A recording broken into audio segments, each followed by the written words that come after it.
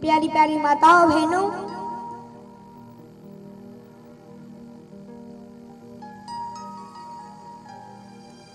अब समय कम है इसलिए मैं कथा को थोड़ा संक्षेप में कह रहा हूं, सभी लोग ध्यान से सुनिए। इसके बाद भगवान भोलेनाथ बोले कि अब मैं तुम्हें राजा मनु की कथा सुनाता हूँ, जिनसे मनु और सतरूपा की कथा सुनाता हूँ, जिनसे सुंदर सृष्टि की उत्पत्ति हुई। दोनों ही भारतीय संस्कृति के अनुसार पति पत्नी धर्म का पालन करने वाले हैं। इनके ही पुत्र के रूप में उत्तानपाद और प्रियव्रत हुए। इनके ही वंश में भक्त ध्रुव हुई, जिन्होंने मात्र 5 वर्ष की अवस्था में दुखी होकर भगवान के नाम का जप किया तो भगवान ने इन्हें अलग ही लोक दे दिया, जिस लोक का नाम पड़ा ध्रुवलोक। देवहूति इन्हीं की पुत्री थी, जिसका विवाह कर्दम मुनि के साथ करवाया गया। तो इन्हीं की भक्ति और साधना को देखकर भगवान ने इनके यहाँ पर कपिल देव के रूप में इनके यहाँ पर अवतार लिया और सांख्य शास्त्र का प्रकट के रूप में वर्णन किया। ऐसे राजा मनु ने कई सालों तक राज्य किया, परंतु उन्हें घर में रहते रहते बुढ़ापा आ गया। तो जब उन्हें बुढ़ापा आ गया तो देखो, बुढ़ापा आ जाता है तब लोग सुधर गए।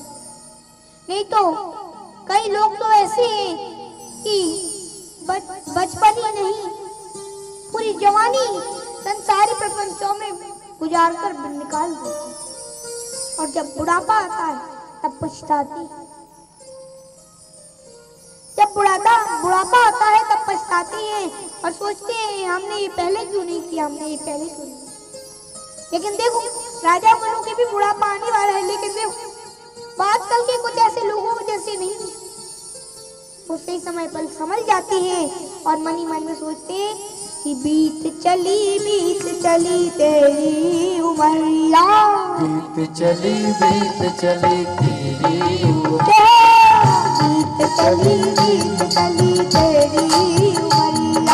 बीत चली तेरी उमरिया। अपने कलमा पे डालो तरासी नजरिया, बीत चली तेरी उमरिया, बीत चली तेरी उमरिया।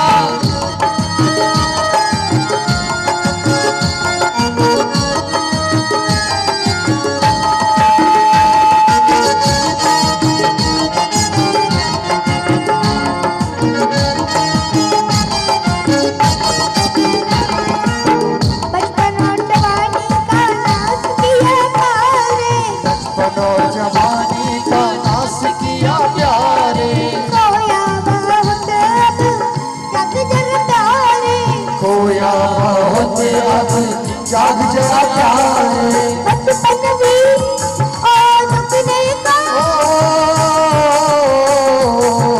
रुकने को है अब, रुकने को है अब तेरी उमरिया।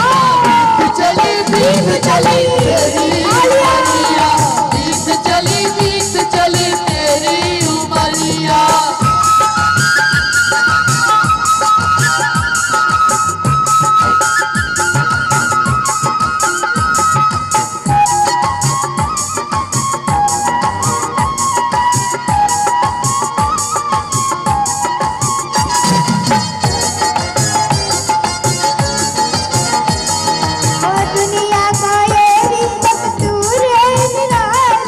दुनिया का ये ही दस्तूर है निराला, ना कुछ भी लाया ना कुछ लेके जाना, ना कुछ भी लाया ना कुछ लेके जाना।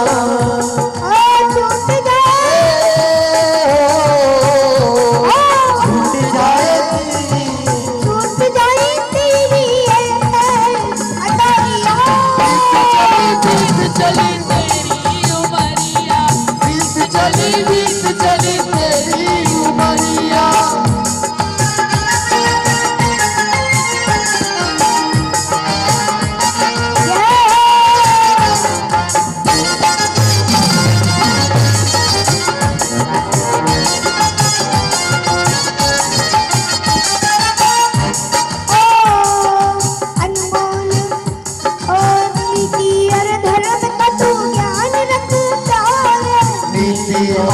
धर्म का तू ज्ञान रख प्यारे। ओ नीति और धर्म का तू ज्ञान रख प्यारे। नीति और धर्म का तू ज्ञान रख प्यारे। कभी भी किसी का ना हक छीन प्यारे। कभी किसी का ना हक छीन प्यारे। झुकने को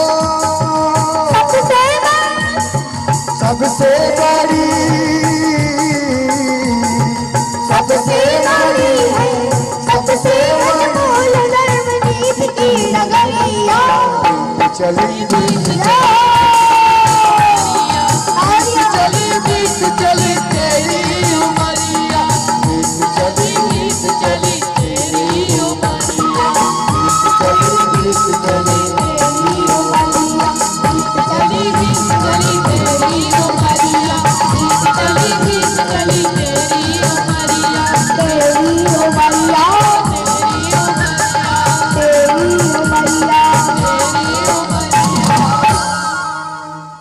बोलो रामचंद्र भगवान की जय। बोलो मनु और शत्रुपा की जय। और टेकरी सरकार की जय।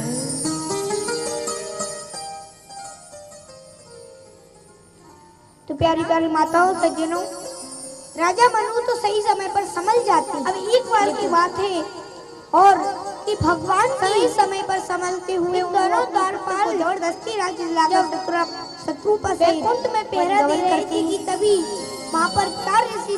इसके बाद अब राजा मनु कई तीर्थ धामों के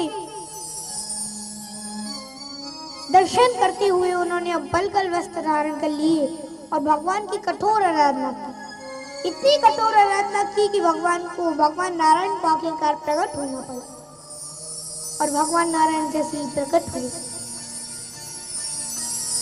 तो कहने लगे कि हे मनु, हे शत्रुपा, वरदान मांगा। तो राजा मनु बोले कि हे नाथ, मुझे तो कुछ नहीं चाहिए, बस मेरी एक ही इच्छा है कि मुझे आपके समान पुत्र चाहिए और वो मेरा खुद का पुत्र आप बन के आइए। तो ये सुनकर भगवान नारायण कहने लगे कि ठीक है, तुम्हारी ऐसी इच्छा तो ठीक है। अब मैं अपने जैसा पुत्र कहाँ ढूंढता फिरूंगा, इसलिए मैं स्वयं ही तुम्हारा पुत्र बनकर आ जाऊंगा। अब शत्रुपा से पूछने लगी तो शत्रुपा बोली कि जो वरुणात चतुर नभ मांगा सोई कृपाल मोहि अति प्रिय लागा। जो वर मेरे नाथ ने, मेरे स्वामी ने मांगा है प्रभु, वो मुझे भी बहुत अच्छा, बहुत प्रिय लगा, इसलिए नाथ आप मुझे भी वही वर देने की कृपा कर। तो फिर प्रभु ने ऐसे ही किया। भगवान ने कहा तथास्तु एवं अस्तु। फिर दोनों को वरदान देकर भगवान नारायण चले गए और कहा कि अब तुम जाकर इंद्र की राजधानी अमरावती में रहो, कुछ समय बाद तुम अयोध्या के राजा दशरथ होगे और तुम अयोध्या की रानी कौशल्या होगी, तब मैं तुम्हारा पुत्र बनकर आऊंगा। अब इस प्रकार ये तो हुआ भगवान के धराधाम पर आने का चौथा कारण। अब 5वां कारण सभी ध्यान से सुनिए। तो एक बार अब भगवान भोलेनाथ बोले कि एक ही देश था जो कि सारे संसार में बड़ा प्रसिद्ध था। वहां के राजा का नाम प्रताप भानु। वहां का राजा का नाम प्रताप भानु था और प्रताप भानु बड़ी उत्तम रीति से अपने प्रजा का पालन करने वाला राजा था। पर एक बार की बात है कि राजा प्रताप भानु जंगल में जब एक शिकार खेलने गए तब उन्हें एक कपटी मुनि मिला और वो कपटी मुनि नहीं, एक राजा था। और वो कपटी मुनि के रूप में कोई और नहीं, एक राजा था जो कि प्रताप भानु का दुश्मन था, जिसका देश प्रताप भानु ने ही छीन लिया था। इसलिए वन में आकर ये कपटी मुनि का वेश बनाकर ये रहने लगा था। अब भैया जब भूख प्यास से इधर उधर व्याकुल होने लगा प्रताप भानु, तो उस कुटिया में गया तो वहां पर उसे कपटी मुनि मिला। उसने बहुत तरह से अपनी बातों में फंसा लिया, कहा कि तुम भले अपना नाम मुझे मत बताओ, मैं अपनी दृष्टि से तुम्हारा नाम जानता हूँ। तुम कई देश के राजा प्रताप भानु हो और तुम्हारा छोटा भाई अरिमर्दन है। तो अब और देखो किस तरह से अपने चाल में फंसाने लगा। कहने लगा कि हे राजन, मैं तुमसे बड़ा प्रसन्न हूँ, तुम वर मांगो।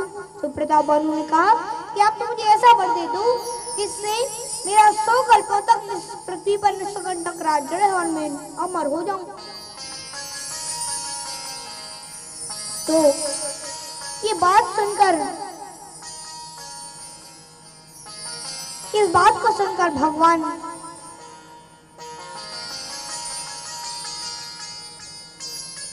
भोलेनाथ कहते हैं कि इस बात को सुनकर वो कपटी मुनि बोला कि ठीक है राजन, ऐसा ही होगा। लेकिन कपटी मुनि बोला कि लेकिन राजन, आपको एक बात से बचना होगा कि आपको संतों के श्राप से बचना पड़ेगा, क्योंकि संतों का श्राप बड़ा ही फलीभूत होता है, बड़ा ताकतवर होता है। संतों के श्राप से कोई नहीं बच पाता। इसलिए ये राजन, अब आपको मैं संतों से बचने को उपाय बताता हूँ। अब आप एक काम कीजिए कि रोजाना 1 लाख ब्राह्मणों को भोजन दीजिए, बुलाइए, और मैं भोजन बनाऊंगा और आप सबको परोसना। अगर इस अन्न को जो भी खाएगा वो तुम आपका दास बन जाएगा। वो और ब्रह्मा विष्णु महेश के तो छोड़ो, क्योंकि वो तो तुम्हारा कुछ नहीं बिगाड़ सकते। तो इस प्रकार कपटी मुनि एक रसोइया बन के आ गया और उसने जब भोजन बनाया तो उसने उस भोजन में कुछ ब्राह्मणों का मांस डाल दिया और कुछ पशु पक्षियों का भी मांस डाल दिया। राजा प्रताप भानु कुछ पहचान नहीं पाया। उसने 1 लाख ब्राह्मणों को निमंत्रण के लिए बुलाया।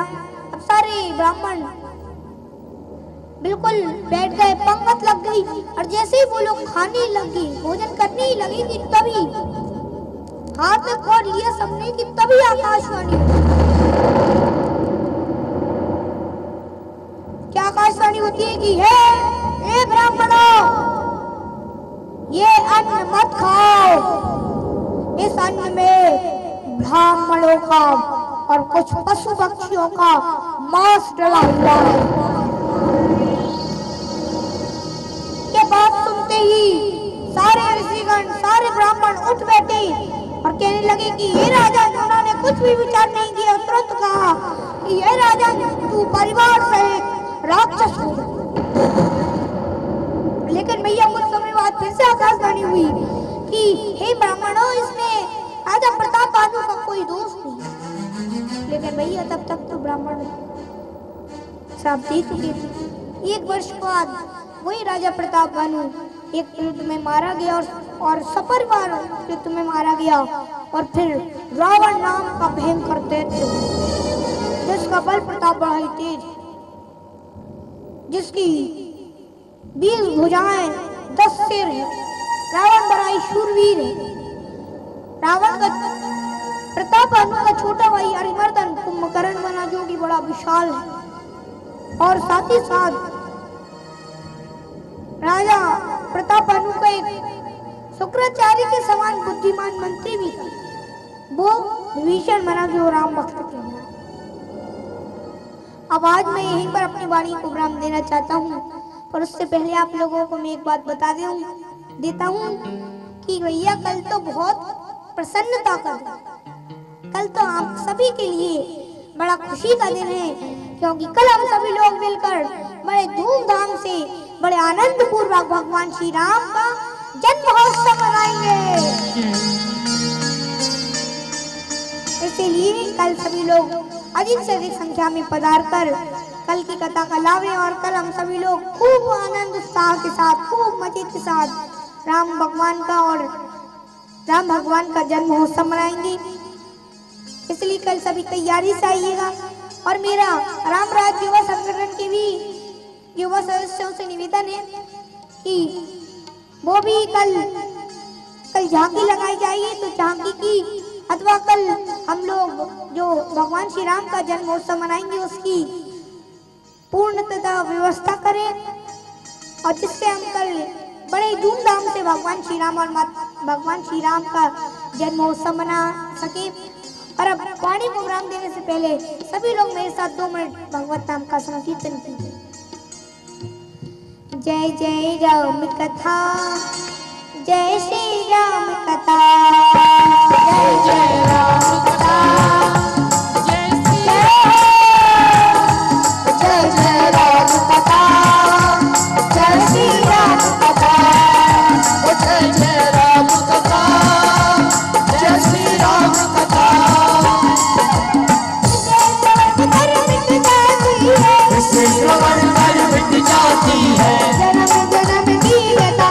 जय जय राम कथा, जय ताली बजाते हुए जय राम कथा, जय श्री राम कथा।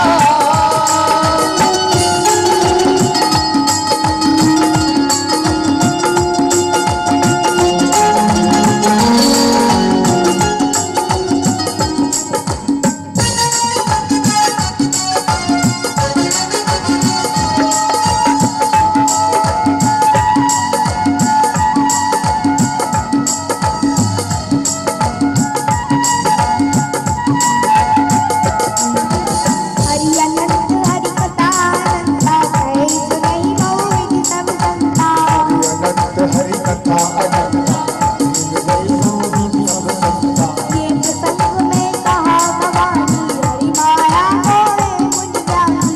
सब में कहा भवानी, हरि माया मोहे जानी। दीन दयाल विरत संहारी, दीन दयाल विरत संहारी, दीन दयाल विरत संहारी। दीन दयाल विरत संहारी। हरहु नाथ मम संकट हारी। राम कथा, जय श्री राम कथा, जय श्री राम कथा।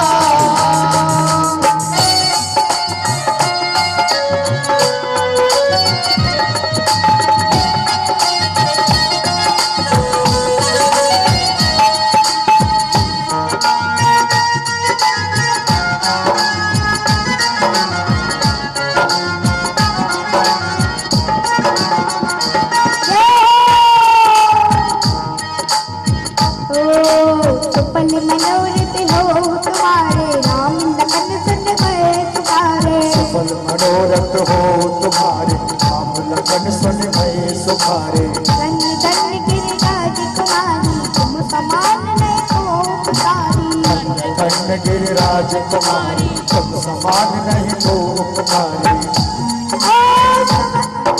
कलियुग केवल नाम आधारा, कलियुग केवल नाम आधारा, कलियुग केवल नाम आधारा। कलियुग केवल नाम आधारा। सुमर सुमर नर अति पारा। राम कथा, जय श्री राम कथा, जय जय राम कथा,